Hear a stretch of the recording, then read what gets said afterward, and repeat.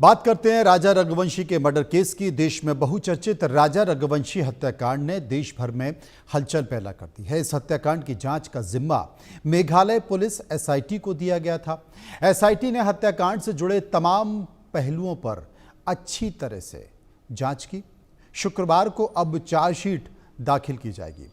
विशेष जांच टीम ने शुक्रवार शाम अदालत में 790 पन्नों की चार्जशीट को दाखिल कर दिया है। चार्जशीट में राजा रघुवंशी हत्याकांड से जुड़ी पूरी जानकारी है, जिसमें सोनम रघुवंशी को मुख्य आरोपी बनाया गया है। यह मामला इंदौर शहर के जाने माने बिजनेसमैन राजा रघुवंशी की हत्या से जुड़ा हुआ है, जिसने पूरे देश में सनसनी मचा दी है। पुलिस सूत्रों के अनुसार चार्जशीट में हत्या की साजिश का मास्टरमाइंड राजा की पत्नी सोनम रघुवंशी और उसके प्रेमी राज कुशवाहा को बताया गया है। इस साजिश में 3 अन्य आरोपी आकाश राजपूत, आनंद कुर्मी और विशाल सिंह चौहान भी अहम भूमिका निभा रहे। इन 5 पर भारतीय दंड संहिता की हत्या, सबूत मिटाने और आपराधिक साजिश की धाराओं के तहत मामला दर्ज किया गया है। फिलहाल सभी 5 आरोपी न्यायिक हिरासत में जेल में हैं। पुलिस ने बताया कि इस हत्याकांड की योजना बेहद सतर्कता से बनाई गई है। चार्जशीट में सोनम और राज कुशवाहा की नजदीकियों को हत्या का मुख्य मकसद बताया गया, जबकि अन्य 3 आरोपियों ने इस साजिश को अंजाम देने में मदद की। जांच के दौरान पुलिस ने कई अहम सबूत जुटाए हैं, जिनमें कॉल रिकॉर्ड, लोकेशन डेटा और अन्य गवाहों के बयान भी शामिल हैं। पुलिस ने यह भी खुलासा किया है कि इस मामले में 3 और सह आरोपी property dealer Shalom James, building मालिक लोकेंद्र तोमर और सिक्योरिटी गार्ड बलबीर अहिरबार के खिलाफ जल्द ही सप्लीमेंट्री चार्जशीट दाखिल की जाएगी। इन पर सबूत नष्ट करने का आरोप है।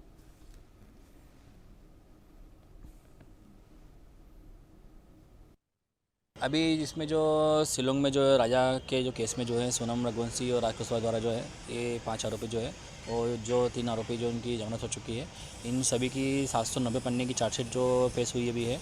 इसमें अभी चालान डायरी जो है अभी जो पेश हुई आज, तो इससे हम संतुष्ट है वैसे। और क्योंकि संतुष्ट हम लोग इसके लिए है क्योंकि शिलोंग पुलिस द्वारा जो कार्रवाई की गई है और बारीकी से जाँच की गई इसमें है, तो कहीं ना कहीं इन लोगों ने चार्जशीट अच्छी बनी होगी कि राजा को इंसाफ दिलाने के लिए। जिस प्रकार से मेघालय सरकार में जो सपोर्ट करा है और जो राजा को इंसाफ दिलाने के लिए ने जो भी काम करा है, हम लोग इससे संतुष्ट है फिलहाल अभी है।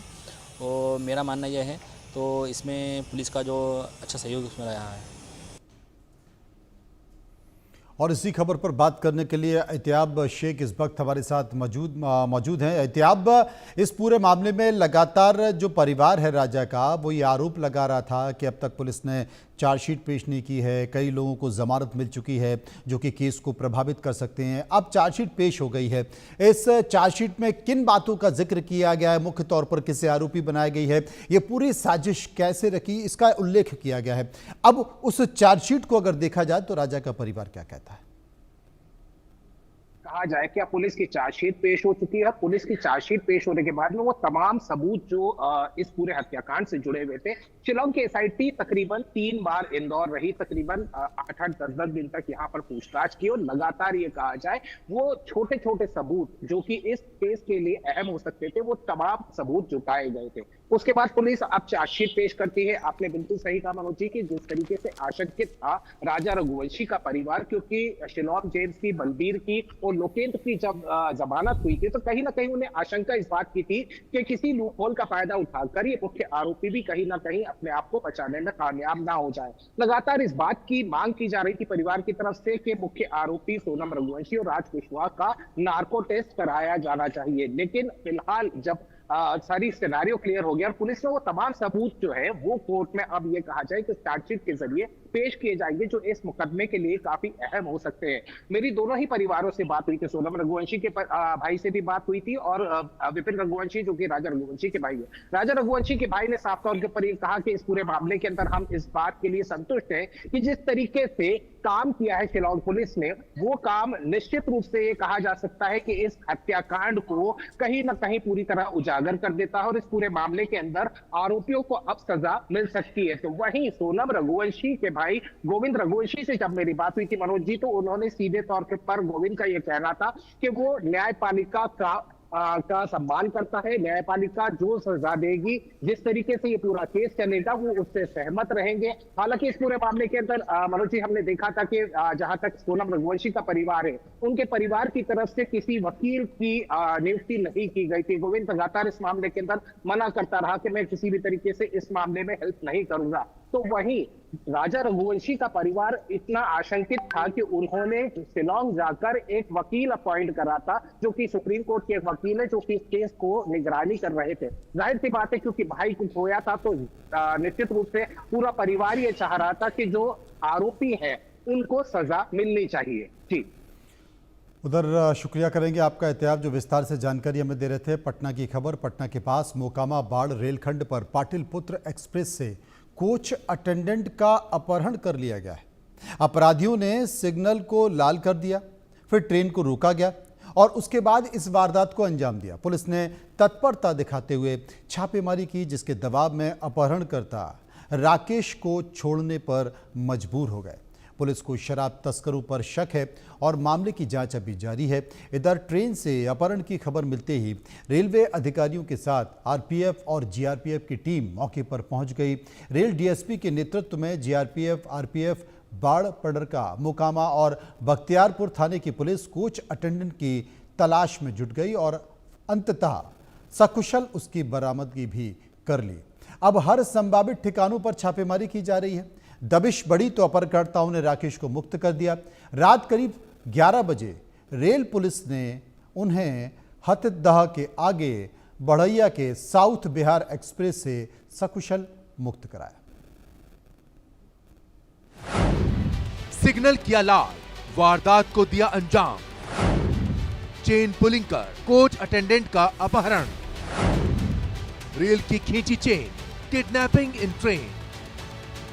पूर्व मध्य रेल के पटना मोकामा रेलखंड पर शुक्रवार दोपहर एक बड़ी आपराधिक वारदात को अंजाम दिया गया। ट्रेन नंबर 18622 पाटलिपुत्र एक्सप्रेस, जो हटिया से पटना जा रही थी, उसमें सवार B2 कोच के एक कोच अटेंडेंट राकेश कुमार को ट्रेन की चेन पुलिंग कर दबंगों ने जबरन उतार लिया। घटना बाढ़ रेलवे स्टेशन के शहरी हॉल्ट के आसपास की बताई जा रही है। चलती ट्रेन में हुई इस वारदात से लोगों में दहशत का माहौल है। रेलवे सूत्रों की माने तो हमला सुनियोजित था और इसके पीछे शराब तस्करों का हाथ था। जानकारी के मुताबिक कुछ दिनों पहले इसी कोच अटेंडेंट ने शराब तस्करी से जुड़ी एक महत्वपूर्ण सूचना रेलवे पुलिस को दी थी, जिसके आधार पर तस्करों के एक बड़े नेटवर्क का भंडाफोड़ हुआ था। इसी का बदला लेने के लिए तस्करों ने ट्रेन का सिग्नल लाल कर ट्रेन को अवैध रूप से रुकवाकर अटेंडेंट को उतार लिया। जानकारी मिलते ही पूर्वी क्षेत्र के डीएसपी और रेलवे सुरक्षा बल के संयुक्त नेतृत्व में छापेमारी अभियान शुरू किया गया। आसपास के इलाकों में तलाशी अभियान चला। टीमें सीसीटीवी फुटेज खंगाल रही थी। 1 दर्जन से ज्यादा गाड़ियों के साथ रेलवे पुलिस, रेलवे सुरक्षा बल कोच अटेंडेंट की तलाश में लगातार छापेमारी कर रही थी। हालांकि दबिश पड़ने पर अपराधियों ने कोच अटेंडेंट को बाढ़ रेलवे स्टेशन के पास छोड़ दिया। घबराए राकेश कुमार सीधे साउथ बिहार ट्रेन में बैठ गए। गुप्त सूचना पर पुलिस ने वहां सर्च अभियान चलाकर उन्हें सकुशल बरामद कर लिया। बिहार में शराब माफिया अब इतने बेखौफ हो चुके हैं कि चलती ट्रेन से किसी का भी अपहरण करने से गुरेज नहीं करते। दरअसल पूरा मामला पटना के बाढ़ का है, जहां पर पाटलिपुत्रा एक्सप्रेस के कोच अटेंडेंट को शराब माफियाओं ने चलती ट्रेन से चेन पुलिंग कर उतार लिया। दरअसल इस पूरी घटना के पीछे की वजह यह है कि कोच अटेंडेंट ने ट्रेन में शराब तस्करी की शिकायत की थी और उसके बाद पुलिस ने छापेमारी कर शराब तस्करी के धंधे को बेनकाब किया था और जो तस्कर थे उन्हें सलाखों के पीछे डाला था। और इसी बात का बदला लेने के लिए शराब तस्करों ने कोच अटेंडेंट राकेश कुमार का अपहरण कर लिया। लेकिन फौरन इस बात की सूचना पुलिस को मिली, आरपीएफ को मिली और उसके बाद आरपीएफ और पुलिस ने ज्वाइंट ऑपरेशन चलाकर जो कोच अटेंडेंट है उसे सकुशल बरामद किया। रेलवे एसपी अतेंद्र ठाकुर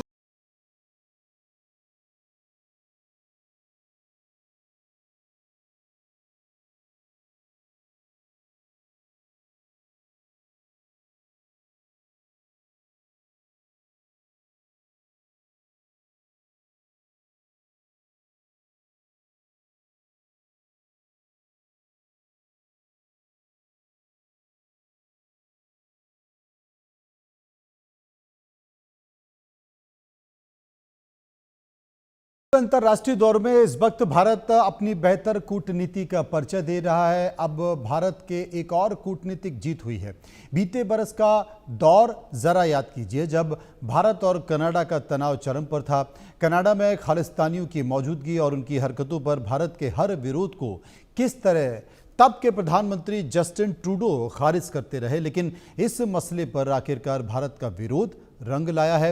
अब जाकर कनाडा ने मान लिया है कि उसकी जमीन का इस्तेमाल खालिस्तानियों की तरफ से भारत के खिलाफ साजिशों के तहत होता रहा है। ये बात नई सरकार की आई रिपोर्ट के खुलासे में हुआ है कि किस तरीके से खालिस्तानी आतंकियों को कनाडा में पनाह दी गई है और उनसे जुड़े टेरर ग्रुप वहां से फंडिंग जुटा रहे हैं। अब ये बात खुद कनाडा ने स्वीकार कर ली है। कनाडा की एक रिपोर्ट ने देश के अंदर खालिस्तानी आतंकवादियों से जुड़े फंडिंग की बात कबूल कर ली है।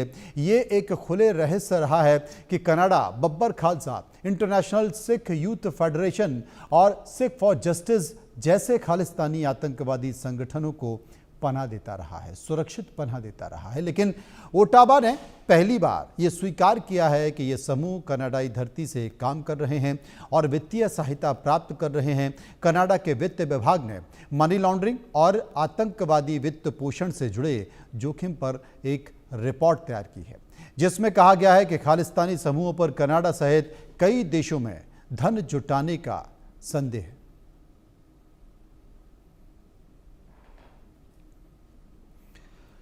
तो आपको याद होगा कि इसके पहले लगातार कनाडा की सरकार को भारत ये सबूत देता रहा है कि किस तरीके से कनाडा की सरजमी पर भारत के खिलाफ आतंकवादी संगठन पल रहे हैं, फल फूल रहे हैं और भारत में इस तरह की आतंकवादी घटनाओं को अंजाम दे रहे हैं। लेकिन जस्टिन ट्रूडो इस बात को नहीं स्वीकारते थे। किस तरीके से कनाडा की सरजमी से भारत के खिलाफ आवाज़ें आती रही हैं, स्टेटमेंट आते रहे हैं, बयान आते रहे हैं। आतंकवादी घटनाओं से जुड़े हुए बहुत सारे सबूत, बहुत सारी रिपोर्ट भारत कनाडा को पेश करता रहा है, लेकिन कनाडा ने इस बात को कभी स्वीकार नहीं किया। लेकिन ये पहली बार है जब कनाडा ने खुद इस बात को स्वीकार कर लिया है कि हाँ, उसकी ज़मीन का इस्तेमाल भारत विरोधी गतिविधियों के लिए हुआ है और तमाम खालिस्तान से जुड़े हुए आतंकवादी संगठन इसका इस्तेमाल करते रहे हैं, उन्हें पनाह दी जाती रही है और वो भारत के खिलाफ इस बात को लेकर उनके ये तमाम टेरर फंडिंग भी होती रही है। अजय जांड्याल इस खबर पर विस्तार से हमें जानकारी देंगे। अजय, भारत की कितनी बड़ी कूटनीतिक जीत इसे कह सकते हैं? देखिए, भारत लगातार, चाहे जस्टिन ट्रूडो जब जो है कनाडा के में थे प्रधानमंत्री, तब भी अगर आप देखें तो भारत ने अपने रुख को बिल्कुल नहीं बदला। मनोज, साफ भारत की तरफ से कहा गया कि भारत जिस चीज को लेकर विरोध करता है, खालिस्तानी आतंकवाद को लेकर विरोध करता है और उसे अगर कनाडा की सरकार शह देती है तो इसे बर्दाश्त नहीं किया जाएगा। इसको लेकर जो है अपना स्टैंड बड़ा क्लियर रखा, चाहे भारत को बदनाम करने की कोशिश उस वक्त की जस्टिन ट्रूडो की सरकार ने किया और उसी का नतीजा है कि आज जब नई रिपोर्ट आई है, जब जस्टिन ट्रूडो का जो पर्सनल इंटरेस्ट था भारत को बदनाम करने का, उसमें के बाद जो रिपोर्ट आई उसमें साफ हो गया है कि किस तरीके से जो है वो वहां पर खालिस्तान आतंकवाद को जो है वो शह मिल रही थी। और कहीं ना कहीं एक बड़ी एक कूटनीतिक जीत इसलिए माना जाएगा कि अब आने वाले समय में वो आतंकी, जो खालिस्तानी आतंकी कनाडा में, अमेरिका में बैठकर जो है वो वहां की धरती कानून का लाभ लेकर भारत के खिलाफ प्रोपेगेंडा करते हैं, भारत के खिलाफ जहर उगलते हैं या फिर भारत में किसी तरह का आतंकवाद चलाते हैं, तो उसके खिलाफ जो है वो कार्रवाइयों में कहीं ना कहीं वहां की सरकारें जो है वो सहयोग करेंगी और उन लोगों को सलाखों के पीछे पहुंचाने में भारत को कामयाबी मिलेगी। और उस वक्त की सरकार ने क्या किया, आप देखें तो निज्जर की हत्या हुई तो भारत पर आरोप लगा दिए, यहाँ की सरकार पर आरोप लगा दिए। तो ये साफ बताता है कि किस तरह से एक बड़ी जीत जो है वो भारत को मिली है। और भारत को जीत मिलने का मतलब, मनोज, खाली यहाँ पर ये इस चीज को लेकर नहीं है कि खाली निज्जर मामला था या उस चीज को लेकर, बल्कि आने वाले समय में जो लोग भारत के खिलाफ जहर उगलने का या भारत के खिलाफ षड्यंत्र रचने का काम वहां की धरती से कर रहे होंगे, अब उन पर भी नकेल कसी जाएगी। बहुत बहुत शुक्रिया करेंगे अजय का, जो विस्तार से हमें इस खबर पर जानकारी दे रहे थे। रुकेंगे यहाँ पर कुछ पलों के लिए, वापस आएंगे तो बात होगी खबरों के एक और सफर की, ब्रेक के बाद।